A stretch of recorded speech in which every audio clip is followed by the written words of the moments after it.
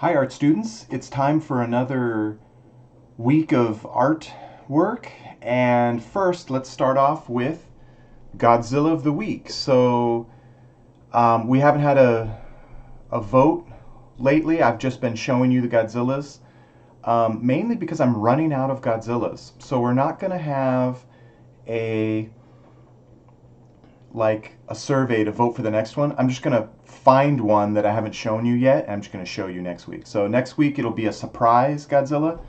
But for this week, it's old school Rodan. So Rodan, you may know from the new Godzilla, I think it's King of the Monsters movie, and he looks really cool in that. But old school Rodan's kind of, he doesn't look as exciting as the new Rodan, but I like him. Okay, so here he is. So this is the old school Rodan, and he might look goofy to you compared to the new awesome Rodan, but this is like the Rodan from the 1960s. How many years ago is that? It's like 60 years ago. And he was pretty cool for back in the day. Nowadays he's kind of goofy, but he's endured to my heart. Now the cool thing about this model is the Japanese sculptors who were really passionate about Godzilla, and they wanted this to not only look like Rodan, but they wanted it to look like the special effect suit that the actor had to wear. So there was an actor who actually had to wear this thing. There's no computers back then. They didn't have computers. They didn't have computer animation back then. So it was a guy in a suit, and he would wear this suit. His head was probably like right here. You can almost kind of see a bulge where like the guy's head would be. He probably had two little eye holes there. But the cool thing about this model is, check this out. Oh, and only I will appreciate this. You won't. Maybe you will. Look at this. Look how they got these creases. These creases on the wings. Right here. These creases. That was like, they probably had to tie down like I don't know what it was, what kind of fabric. It wasn't fabric, it was like a kind of like a plastic, maybe like a like a leathery suit, and so it was getting in the way, so they had to like tie it down. They had to bunch it up. So that's kind of hilarious that they included that in the model kit. They could have just made it more natural, but they're like, no, no. They probably had the suit to look at, or they had photographs, and they're like, oh, look at that, it bunches down there. Let's make it super accurate, and they did. So that's kind of funny that they did that. I think that's kind of neat. This is probably a giant seam. I can't even. Where am I? This is probably a big seam where they had to attach the wings, stuff like that. So, but they were very careful to be accurate, like the original movie prop. And back in the '60s, this was pretty cool stuff. But nowadays, it's pretty. Here's his feet. His feet are kind of cool. This is like a dude. This is like a dude wearing that suit. So, anyways. But boy, when you're an 8-year-old watching Rodan fight Godzilla, like me, you didn't care about the cheesy effects. It was pretty awesome. And very artistic. A lot of texture and a lot of, they had to come up with this idea and make it happen and film it, and they had like no budget. They had like no money to make that movie. So anyways, those kinds of man in suit things, you can kind of see them in Power Rangers, although you guys may not even like Power Rangers. Power Rangers was even before your time. So, but anyways, that was the Godzilla of the week. So now let's get on to the actual art part of the video. Hi, sixth graders. Today we're going to do a demonstration video. Now, we're kind of in between projects, and this is not a new project. This is what we're going to do in class next week. Okay, so what happens is we're going to work on our latest project in class, since most of you show up to class and we can have art. So I still have a video though that you can watch, and this is going to kind of help prepare us for the mindset of what we're going to do in class. I'm going to show you a technique on how to mix your paint and stuff like that. Now, we've done this before.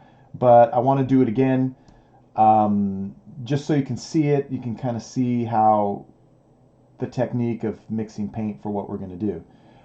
If you're a remote student, then you're actually not going to use paint. You're going to use oil pastel only, and I'll show you how to do that next week, right?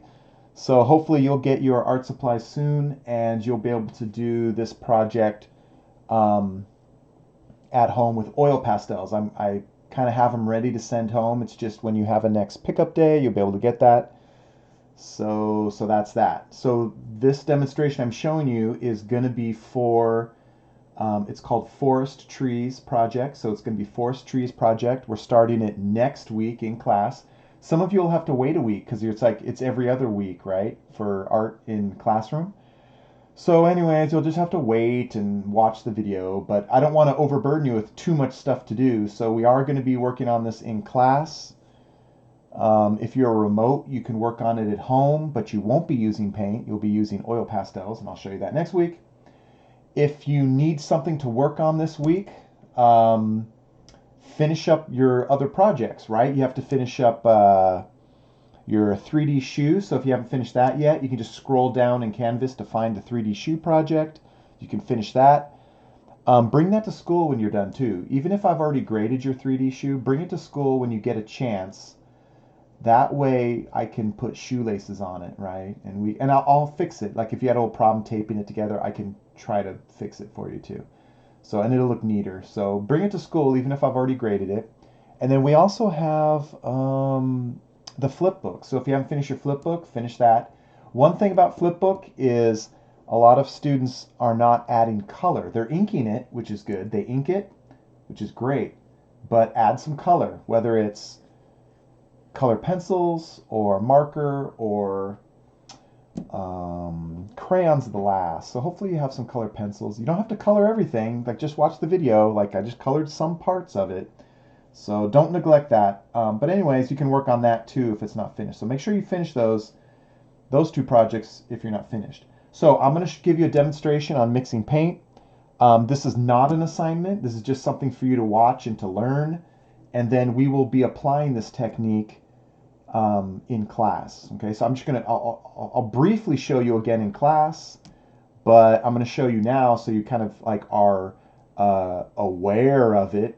It's not that hard either, but it's just something to talk about today. Okay, for your educational experience. So here's my paint. So this is what you're gonna get in class. You're gonna get some green paint.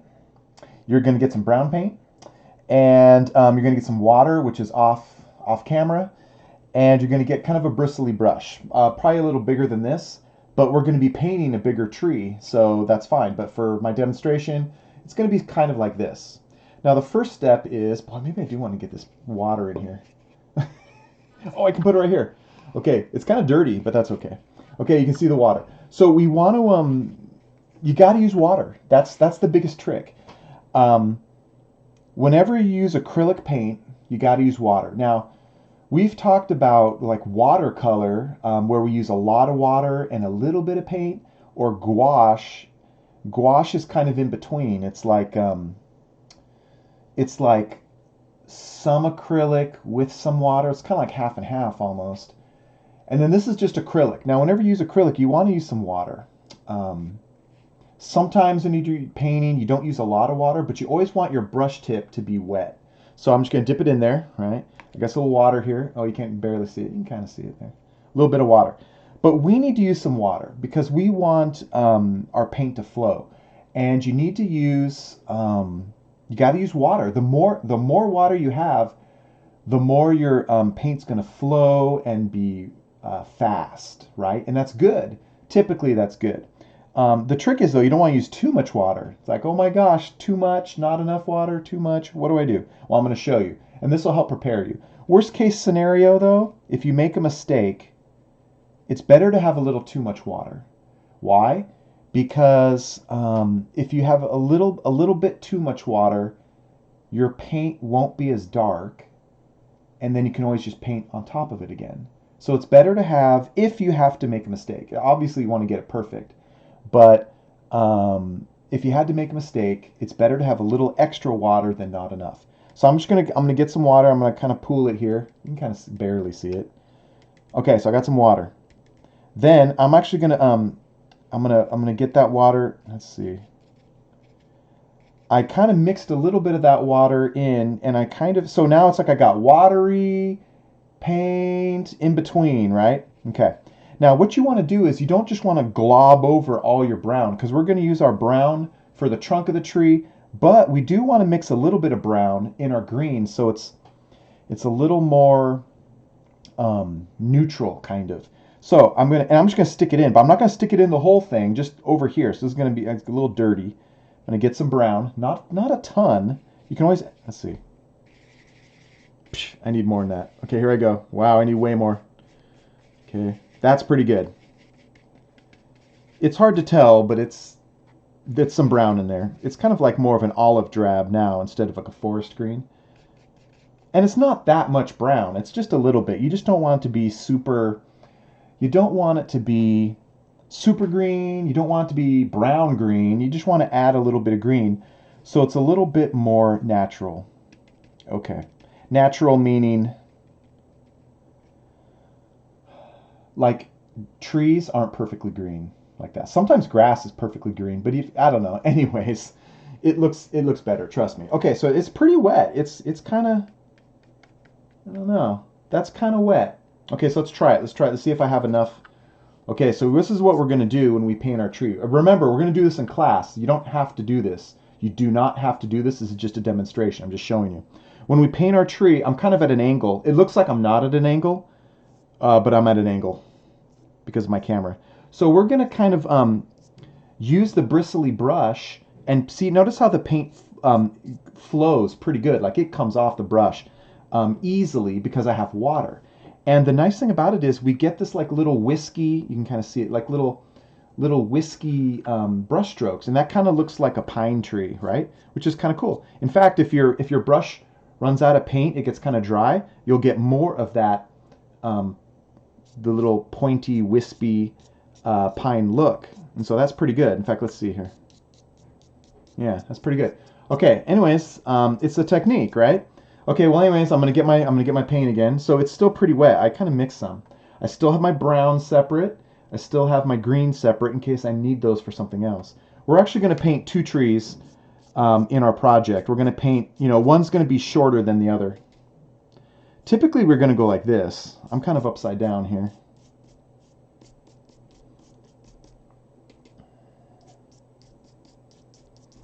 But you'll see it's not that hard and it's kind of fun. You can't really see it on the screen, but there's a little bit of brown in there mixed in with it. It looks kind of nice. It's not just like a perfect green. Anyways, I did this backwards, but it looks pretty good. Okay, there it is. Oh, I'm off camera. Pretty sweet, huh? Except for this part. Whatever. I can just, you could have left it. Trees they're crazy. They're like all over the place. Okay, not bad, not bad. And that was it. That was pretty easy, huh? So one more thing though. So now it's time for the brown. So here we go. Now for the brown, I want it to be kind of solid. So I'm not gonna mix any. Normally I say mix water. Well, my brush is still a little wet. In fact, you know what I'll do is I'm gonna get it wet. I'm gonna dry it though. Okay, I'm gonna dry it mostly. Let's see. That way I get like a lot of that green off, right? So it's not perfectly clean, but it's like most of that green is off. It's kind of okay if a lot of artists, not a lot actually, but a lot of people think that, oh, you got to get all that paint off, all that paint off. And but like you notice that I was not careless, but like I didn't fully clean and sanitize this brush. That way, because if there's a little bit, and I think, let's see, I think I need a teeny bit of water. So, but barely. I'm gonna dry my brush. It's just barely. It's like I dabbed it on this. I dabbed it here. It's okay if there was a teeny bit of brown or a little bit of green in that brown. It's okay. Because like I said, in real life, if you look at a tree, it's not like a perfect brown. There's like That's why I don't want to say experienced artists, but artists like me don't really care if there's a little bit of green in there. Okay, but we want it to be mostly brown. You know, I'm gonna put a teeny bit in there. I added a teeny bit of green. Okay, but we want this to be a trunk, and so we want it to be mainly not wispy like this. We don't want it to be wispy this time. So one thing I can do is my brush is kind of wispy. It's all kind of funky. I'm going to try to sharpen it. How do I sharpen it? That's not very sharp. This is an old brush. But I'm trying to like brush it in the paint so that it's more, it kind of sharpens it a little. That's not very sharp. So let's try it. Let's see if I need to do this again. But what we're going to do for the trunk is we're just going to paint a straight line. Let's see if it'll work. No, not bad. It's a little, see that little extra line there? So I can just, oh, I messed up. Oh. Let's see here. Okay, let's try it again. I'm going to try to go over that. You want to try to get it like a nice, a line, right? And it's hard to tell, but it's not super perfect. Now, that tree trunk doesn't totally disappear. You'll see it throughout the tree. So I'm not going to draw a straight line all the way straight up, but I am going to skip some spots. Let's see what we can do here. As if like sometimes the green, like sometimes the branches are covering it up, and then sometimes it's not. And then it gets thinner, so you can see, you can kind of imagine branches are in the way here, and then I want a very thin line, so I'm going to try to sharpen my brush a little, and I want to get as thin of a line as possible up here. Oops, that's okay. There. This can be a little thicker. That's it. That's it. Pretty nice tree, huh? And it wasn't that hard to do. So this is something we're going to do next week. And then I'm going to have you do something like this. This time I am going to get a little bit of water on my brush. And I'm just going to kind of very carefully, just kind of, not carefully actually, I'm just going to paint some ground. And notice how it's loose. It's not very precise because it's kind of just meant to hint at the ground. I can even kind of dab it a little or smear it. It doesn't, try not to smear your tree trunk. I did there a little bit. It's not that essential. And then I can add a little bit of green in here. This is just the ground. When I added the green, my brush was wet. So it was like, you can't even see my stuff. So we're just layering it on top. We just don't want things to be perfect. And then one more thing we can do, you can get a little bit of paint. I'm going to get this wet green. And I'm going to kind of use my brush as a stamp. Just kind of like, don't like totally smash your brush down. You'll ruin the brush.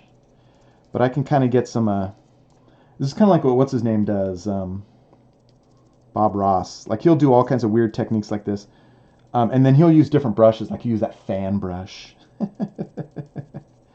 But basically this is wet. It's not a total dry brush, but it's not like getting all over either. You can kind of see it kind of looks like leaves and stuff. It's just a technique. Remember, you don't have to smash your brush down. That's pretty good. That's almost a little too much more than what we would normally do, but it looks pretty good. So by just using I'm done with this. I'm going to put this in water now. So using a couple of simple techniques, we can create a pretty decent looking tree just with some simple brush strokes. So remember, how did we do it? We mixed some water in, not a ton of water, but our brush was kind of wet. And if it was a little too wet, we could have just let it dry and we could have painted it again. But the fact that it was wet, it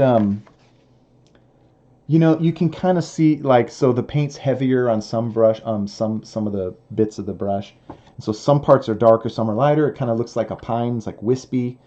The trunk I tried to get more solid, but I skipped some spots. I just didn't draw a line all the way through because you wouldn't normally see the trunk all the way through. It would get broken up by branches of green, whatever. So we're going to do two trees like this. We're going to do one tree and we'll do a tree that's a little smaller because they're not going to be the same size. Then what we're going to do is we're going to do a little bit of, we're going to use oil pastels and we're going to add some different, we'll add some stuff on top of this. This looks pretty good though, in my opinion. We don't need to add too much to the paint. But my other students, my remote students, you're not going to use paint. I'm not sending paint home. That's a pain. You may not have a paintbrush. But instead, we're going to do something. It's not going to look exactly the same like this, but it'll still look good. We're going to use oil pastels, and I'll kind of show you that next week. So, but this is it. So that's a painting technique. The trick is not to use too much paint. I kind of showed it to you. I'll show you in class. Don't totally leave some brown on. This is like a palette. You know, you'll get a paper plate. I leave my green over here, my brown. If I add a little bit of brown, I kind of dirty maybe half of the brown and kind of get it in there. But I leave some brown purest in case I need to actually use just regular brown. I did use a little bit of brown. I kind of put it over here, and I put a teeny bit of green in there. But the point is, you don't want to just mix it all together, because then it's like, you know, you don't have options, and we're going to waste paint. And I don't want to waste paint. So, but anyways, that's it. So water, mix, bristle brush. Your brush is wet. Even if you want a dry brush, you're going to like get it in there. You'll dab it. So it's never going to be like totally dry. I mean, it's mostly dry, but that's it. So anyways, a tank. So we're going to do this in class. I just wanted to prepare you for this, get this information. That way you had something to learn about this week. But we will be starting this forest trees project in class next week. But only half of you, because I only see half of you in the week. But you'll see it. It'll come to you soon enough. Oh, one more thing I forgot to say. If you're a remote only student and you have your painted postcard project, you can finish that too. So that's another thing you can work on while you're waiting for this forest tree project. Now remember, if you're a remote only student and you don't have the watercolor paint, you can just print it. I had the on the latest, I think the week before this week, I had it where you could print it. Yeah, I had a JPEG. JPEG is just an image file in the description from last week, and you can print that JPEG, and then you can use color pencils. Color pencils work pretty good. So if you don't have paint but you have color pencils, just do that project in color pencils. It'll look great. It'll look fine, and then you can turn it in. Whoa, I turned my camera. I bumped it. And then if you don't have colored pencils, you should get some, but if you don't, I guess you could do crayons might work. Crayons are kind of tough. Maybe markers, but colored pencils work best if you don't have paint. Watercolor is obviously the best. Colored pencils if you don't have watercolor. And then if you're desperate, you can use crayons or markers, but you know, whatever. And then turn that into, so that's another thing you can work on in between. Okay, that's it. So hopefully that was interesting. There was a lot of talking, but we talked about mixing paint. Remember, you got to use water just a little bit. Always use water. That's the number one thing that no one does. No one you're like, that's so simple, Mr. Smith. Of course I'll use water. Only because I've told you like 20 million times to use a little bit of water. A lot of people just don't know. They're like, oh, just start painting. Nope, you got to add a teeny bit of water. For acrylics, that is, acrylic paint. Okay, anyways, that's it. Enough talking. Have a great week. I will see you in class soon. Talk to you later. Bye.